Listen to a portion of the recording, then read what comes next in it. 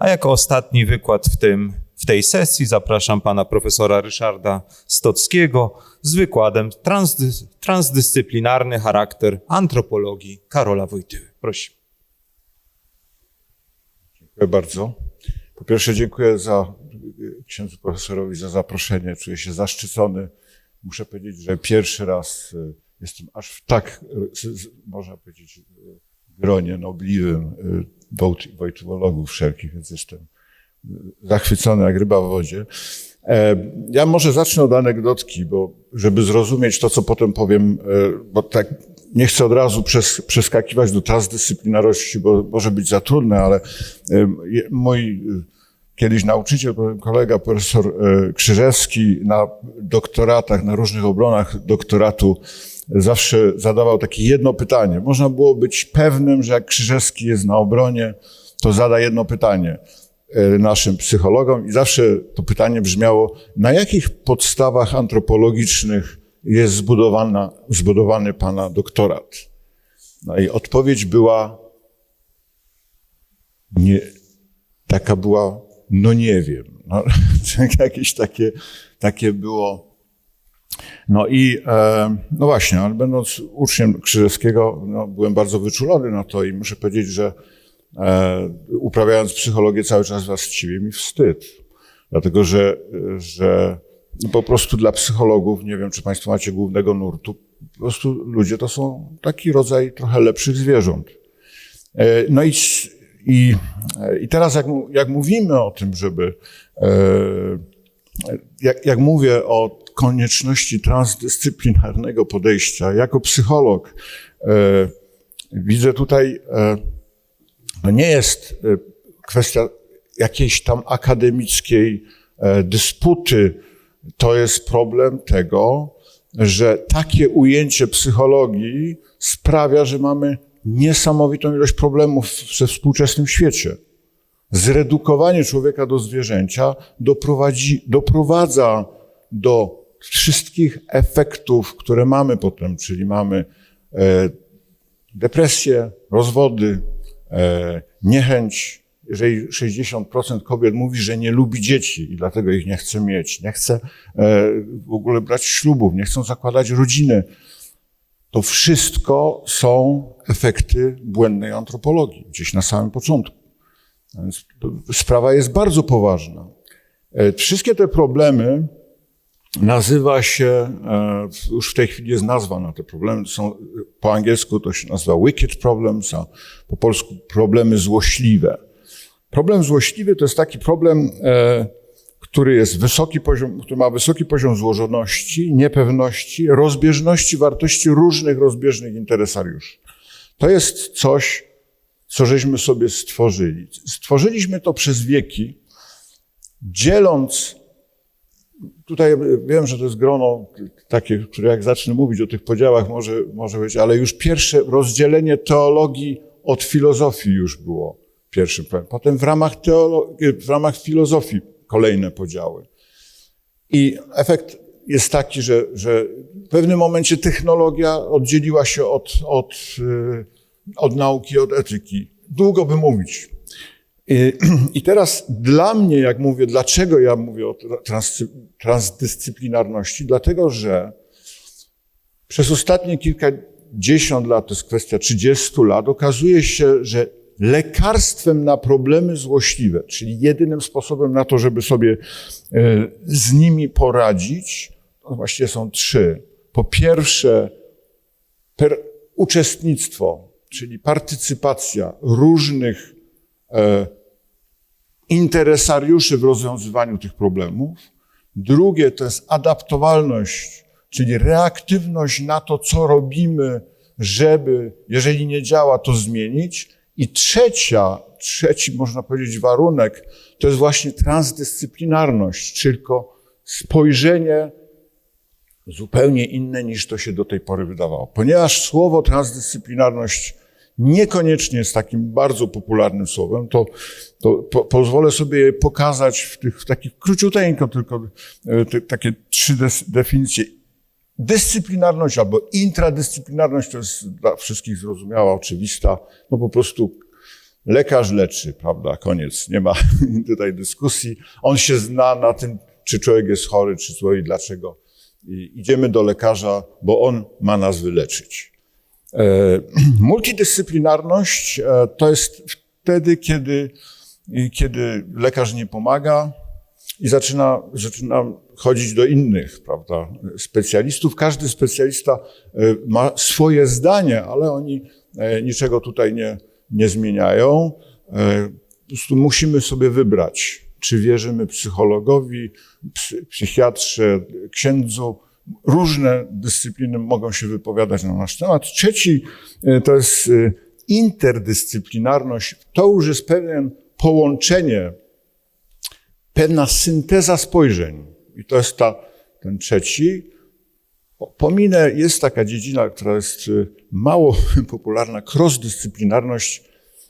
Coś, co jest nam bardzo potrzebne. Ja bym bardzo chciał, żeby na przykład na naszym wydziale się to zdarzyło, kiedy jedna dziedzina patrzy na efekty i działania drugiej dziedziny. To jest cross-dyscyplinarność i to by się przydało. Na przykład ja bym bardzo chciał, żeby filozofowie popatrzyli na psychologów, co oni robią i ocenili ich. Ale to zostawiamy na razie i mamy na końcu transdyscyplinarność, którą można powiedzieć, że jest to tworzenie nowych ram intelektualnych, wykraczających poza perspektywy dyscyplinarne. Czyli można powiedzieć, transdyscyplinarność polega na tym, że tak de facto my łączymy i tworzymy nowy aparat naukowy z tych różnych obszarów. No i teraz ja stawiam tezę, taką odważną i teraz będę próbował walczyć, że być może, ja nie wiem, że być może Wojtyła właśnie takim transdyscyplinarnym myślicielem jest. I teraz, żeby to udowodnić, postanowiłem odwołać się do takiej, karta transdyscyplinarności. W 1994 roku Nicolescu i jego zespół zebrali się i stworzyli taką instytucję, która i właśnie taki, można powiedzieć, ja nie wiem, manifest transdyscyplinarności, w którym jest tam najpierw szeroka preambuła. Generalnie nie będę jej omawiał, chociaż tutaj mam w notatkach również odniesienia wojtyłowych różnych tekstów do tej preambuły, która według mnie też potwierdza, ale ponieważ są to najczęściej teksty związane ze współczesnością, tą trudną współczesnością, którą można powiedzieć już dopiero musiał sobie z nią poradzić jako papież, w związku z tym są to najczęściej dokumenty papieskie. Natomiast już w samych zasadach, artykułach tej karty, no wydaje mi się, tutaj już można się odwołać do samej filozofii większości. Czyli teraz bym przeszedł do takiej analizy, czy można powiedzieć, czy Karol Wojtyła rzeczywiście jest ewentualnie transdyscyplinarny. Zrobię tylko dwie uwagi co do samej preambuły, bo jeden z zapisów preambuły tak mi się spodobał, że powiedziałem, no muszę się podzielić z tym, co tutaj przeczytałem. Drugi punkt preambuły jest taki: tylko forma inteligencji zdolna do uchwycenia kosmicznego wymiaru obecnych konfliktów jest w stanie stawić czoła złożoności naszego świata i obecnemu wyzwaniu duchowego i materialnego samozniszczenia gatunku ludzkiego. To jest, można powiedzieć, mocne zdanie. Jeszcze raz powtórzę, tylko forma inteligencji zdolna do uchwycenia kosmicznego wymiaru. Przerażenie może nas ogarnąć, bo to wygląda na to, że już ludzka inteligencja tutaj nie pomaga, ja miałem wymiar kosmiczny. Natomiast ja myślę, że znajdujemy odpowiedź Karola Wojtyły w Fides et Ratio. Znalazłem taki fragment. Wiara wykracza nie po to, aby pozbawić rozum autonomii albo ograniczyć przestrzeń jego działania, lecz po to tylko, by uzmysłowić człowiekowi, że w tych wydarzeniach objawia się i działa Bóg Izraela. Dogłębne poznanie świata i dziejowych wydarzeń nie jest zatem możliwe, jeśli człowiek nie wyznaje zarazem wiary w Boga, który w nich działa. Wiara wyostrza wewnętrzny wzrok i otwiera umysł, pozwalając mu dostrzec w strumieniu wydarzeń czynną obecność opatrzności. No i teraz to jest wyzwanie dla teologów. My w psychologii mamy w ogóle bardzo dużo różnych inteligencji. Myślę, że gdyby przedefiniować wiarę jako typ inteligencji, może zrobić karierę. Nie wiem, czy teologowie są na to już gotowi, żeby nam taki coś zadać. Druga rzecz, którą chciałbym wyciągnąć z tej preambuły, złapałem autorów tej karty na pewnym błędzie no i zobaczymy, czy Państwo się ze mną zgodzą. Mianowicie piszą oni w 6. ostatni punkt preambuły, mówi coś takiego. Podczas gdy jednocześnie nadzieja jest odpowiednikiem wszystkich wyżej wymienionych wyzwań, nadzieja, że ten niezwykły rozwój wiedzy może ostatecznie doprowadzić do ewolucji, i teraz jestem, nie różniącej się od rozwoju naczelnych w istoty ludzkie. No, tutaj mamy ewidentnie antropologię, która jest daleka od antropologii personalistycznej, ale proszę teraz posłuchać, co piszą w pierwszym artykule autorzy manifestu. Uwaga, każda próba zredukowania istoty ludzkiej poprzez formalne zdefiniowanie, czym jest istota ludzka i poddanie jej redukcyjnym analizom w ramach struktur formalnych, bez względu na to, jakie one są, jest niezgodna z transdyscyplinarną wizją.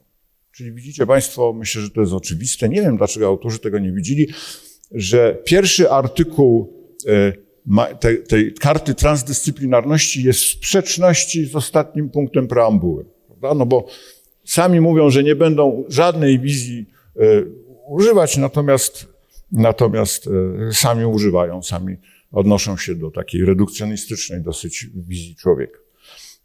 No i teraz, co znajduje u Wojtyły w odpowiedzi na tą, czy można i jak, na tą lęk o tą redukcję, no pisze Wojtyła tak. Fides et ratio tutaj niestety również. Mówię niestety, bo wczoraj w czasie pan profesor Burgas powiedział, że no jednak encykliki to nie jest tak dokładnie myślenie Wojtyły, to jest cały zespół, który pracuje najczęściej i tak dalej, więc w związku z tym lepiej jak mamy na pewno taki mocny tekst. Ale przeczytam mimo wszystko. Tajemnica człowieka wyjaśnia się naprawdę dopiero w tajemnicy Słowa Wcielonego. Stwierdza konstytucja Gaudium et Spes. Nie wiem, doktor Rostworowski twierdzi, że te fragmenty tego typu z Gaudium et Spes sam Wojtyła w czasie Soboru Watykańskiego dopisywał, więc być może to również jest jego dzieło, ale pisze dalej.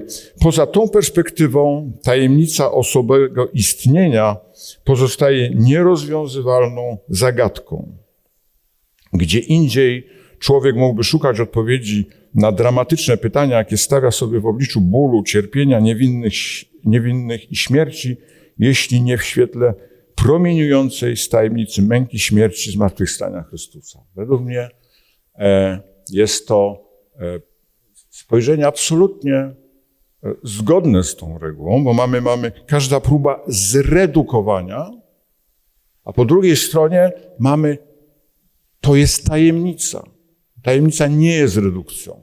Tajemnica jest otwartością, bo tajemnicę poznajemy, cały czas jesteśmy otwarci na to, żeby ją zgłębiać. W związku z tym, ale na końcu tego zgłębiania, czy na początku, mamy jednak fakt zmartwychwstania. Mamy prawdę, do której się cały czas Wojtyła odnosi. Więc to jest pierwszy punkt. Drugi artykuł karty. Uznanie istnienia różnych poziomów rzeczywistości, rządzonych przez różne typy logiki, jest nieodłączną częścią transdyscyplinarnej postawy. Każda próba zredukowania rzeczywistości do jednego poziomu rządzonego przez jedną formę logiki nie leży w zakresie transdyscyplinarności. No, tutaj można powiedzieć, wczoraj mieliśmy taki przykład bardzo wielu tego typu problemów, które jest przy interpretacji myślenia Karola Wojtyły. Tutaj z Osoby i czynu postanowiłem wybrać taki fragment, który dokładnie na ten temat się wypowiada Wojtyła. W czynie ludzkim biorą udział różnorodne dynamizmy właściwe człowiekowi w warstwie somatycznej oraz w warstwie psychicznej, jego naturalnej potencjalności. Każdy czyn jest jakimś scaleniem, jednakże pojęcie scalenia wskazywałoby tylko na ukształtowanie całości z homogennych części, co w wypadku czynu nie zachodzi. Bardziej w innym miejscu oczywiście woli używać Wojtyła pojęcia aspektu, tak, że jakby to jest różne spojrzenia na tą samą rzeczywistość. Artykuł 3 Karty mówi tak. Transdyscyplinarność uzupełnia podejścia dyscyplinarne, powoduje pojawienie się nowych danych i nowych interakcji z zewnątrz spotkania między dyscyplinami. Oferuje nam nową wizję natury i rzeczywistości. Transdyscyplinarność nie dąży do opanowania kilku dyscyplin, ale ma na celu otwarcie wszystkich dyscyplin na to, co je łączy i na to, co leży poza nimi. No i tutaj posłużę się znowu Fides et Ratio. W wyniku tego ukształtowała się w ludziach współczesnych, a nie tylko u nielicznych filozofów, postawa ogólnego braku zaufania do wielkich zdolności poznawczych człowieka. Pod wpływem fałszywej skromności człowiek zadowala się prawdami cząstkowymi i tymczasowymi i nie próbuje już stawiać zasadniczych pytań o sens i najgłębszy fundament ludzkiego życia osobowego i społecznego. Można powiedzieć, że stracił nadzieję na uzyskanie od filozofii ostatecznych odpowiedzi na te pytania. Czyli można powiedzieć, tą nadzieję dokładnie widzi Wojtyła, jakby odpowiedź na to znalezienie nowych danych. Kolejny artykuł. Kamieniem węgielnym transdyscyplinarności jest semantyczne i praktyczne zjednoczenie znaczeń, które przekraczają i wykraczają poza różne dyscypliny. Zakłada ona otwartą racjonalność poprzez ponowne zbadanie pojęć, definicji i obiektywności. Nadmiar formalizmu, sztywność definicji i roszczenie do całkowitej obiektywności pociągające za sobą wykluczenie podmiotu mogą mieć jedynie negatywny wpływ na życie. No i teraz Osoba i czyn. Pisze tak Wojtyła. Zachodzi natomiast coś więcej. Owe dynamizmy właściwe ludzkiej somatyce oraz psychice biorą czynny udział w integracji.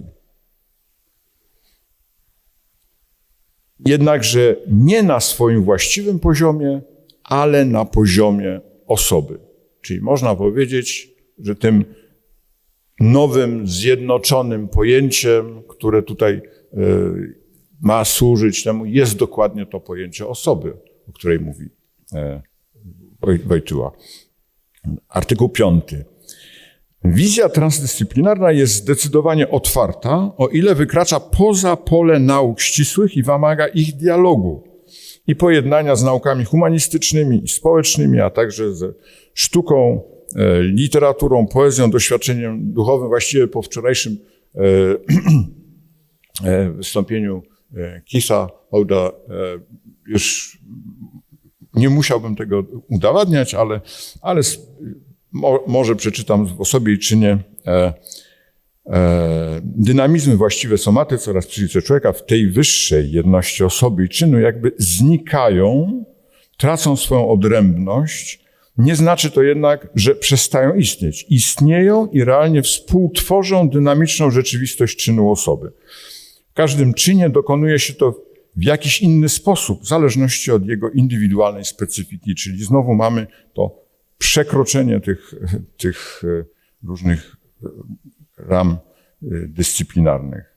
Artykuł 6 mówi coś takiego. W porównaniu z interdyscyplinarnością i multidyscyplinarnością transdyscyplinarność jest wieloodniesieniowa i wielowymiarowa. Czyli można powiedzieć, że problem z transdyscyplinarnością jest taki, że ona jest bardzo złożona. Znaczy, że żeby odpowiedzieć na złożoność świata, mamy troszeczkę jakby rodzaj izomorfizmu. Musimy odpowiedzieć złożonością naszego aparatu poznawczego. I tutaj właśnie o tym mówi. Biorąc pod uwagę różne podejścia do czasu i historii, transdyscyplinarność nie wyklucza horyzontu transhistorycznego. I teraz pisze Wojtyła tak. Oto człowiek w swej psychosomatycznej złożoności stanowi taką wielość i różnorodność, której poszczególne elementy są ściśle ze sobą powiązane, przy czym wzajemnie się warunkują i wzajemnie do siebie uzależniają. Dokładnie, mało tego, można powiedzieć, Wojtyła jeszcze wychodzi poza to, dlatego że on tak naprawdę mówi o tym wszystkim na poziomie pojedynczej osoby. To się wszystko dzieje u jednej osoby, czyli ta złożoność, jak się bierze pod uwagę jeszcze tą różnorodność ludzi, no to już jest rzeczywiście dalej. Artykuł 7. Transdyscyplinarność nie stanowi ani nowej religii, ani nowej filozofii, ani nowej metafizyki, ani nauki o naukach. Wojtyła w osobie i czynie pisze: ostatecznie zrozumienie siebie samego składa się z wielu zrozumień. Poniekąd tak jak doświadczenie z wielu doświadczeń. Wydaje się, iż każde doświadczenie jest zarazem jakimś zrozumieniem. Myślę, że dokładnie to jest to. Artykuł 8. Godność istoty ludzkiej ma zarówno wymiar planetarny, jak i kosmiczny. Pojawienie się istot ludzkich na Ziemi jest jednym z etapów w historii wszechświata. Uznanie Ziemi za nasz dom jest jednym z nakazów transdyscyplinarności. Każda istota ludzka ma prawo do obywatelstwa, ale jako mieszkaniec Ziemi jest również istotą transnarodową. Uznanie przez prawo międzynarodowe tej podwójnej przynależności do narodu i do Ziemi jest jednym z celów badań transdyscyplinarnych.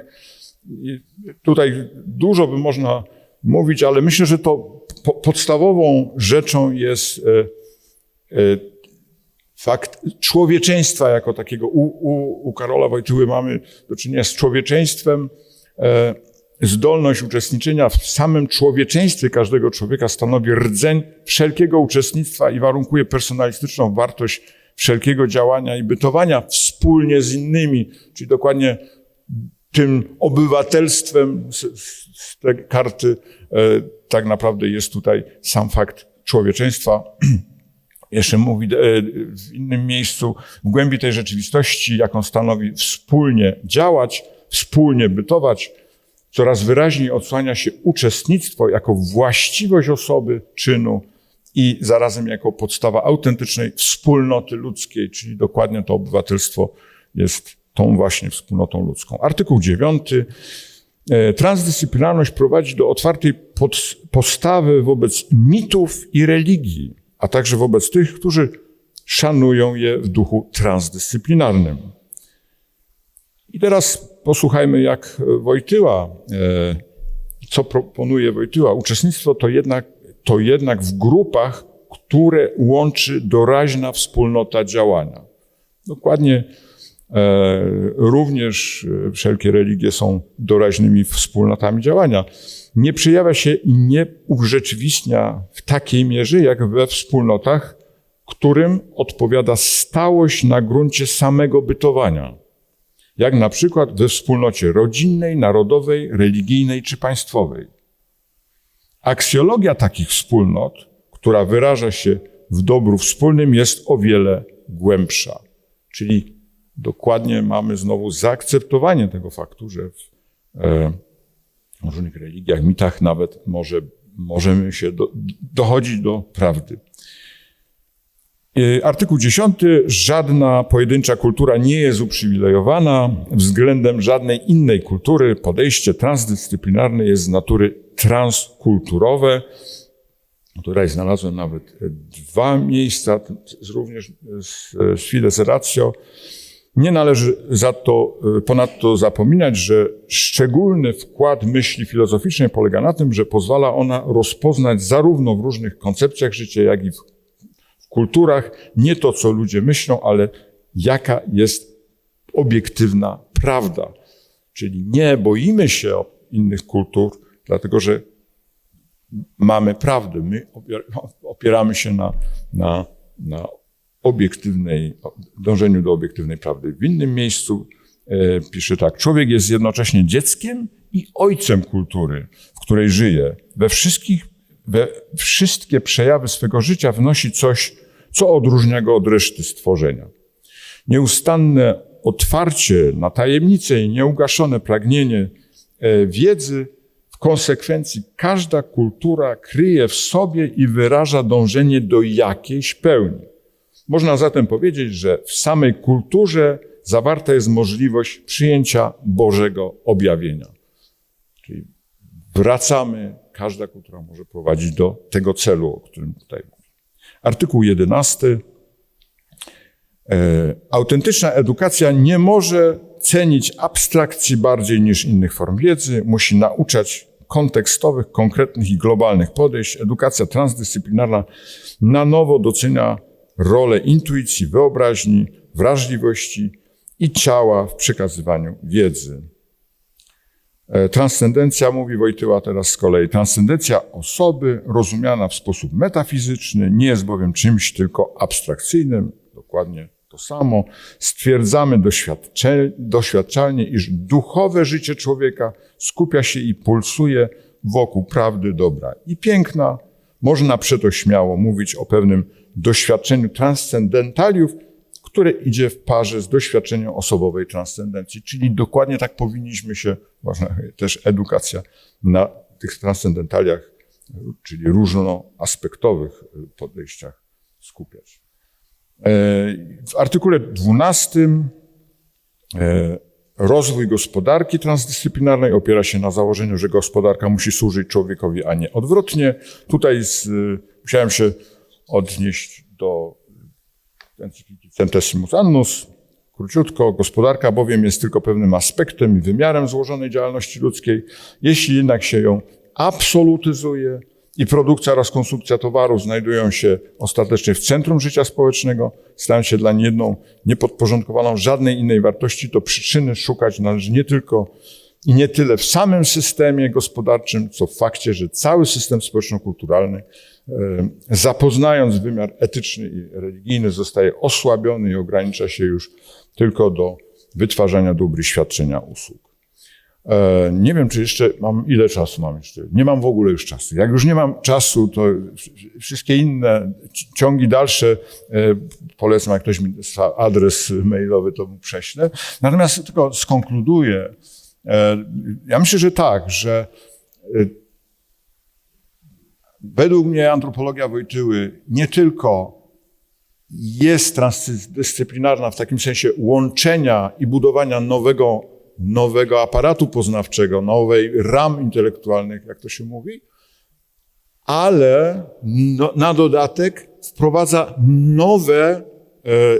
nowe elementy do samej transdyscyplinarności jej rozumienia. Wprowadza element prawdy, wprowadza element objawienia, czyli ta transdyscyplinarność jest dużo mocniej skonkretyzowana u Wojtyły niż w tej karcie transdyscyplinarności. Dziękuję bardzo.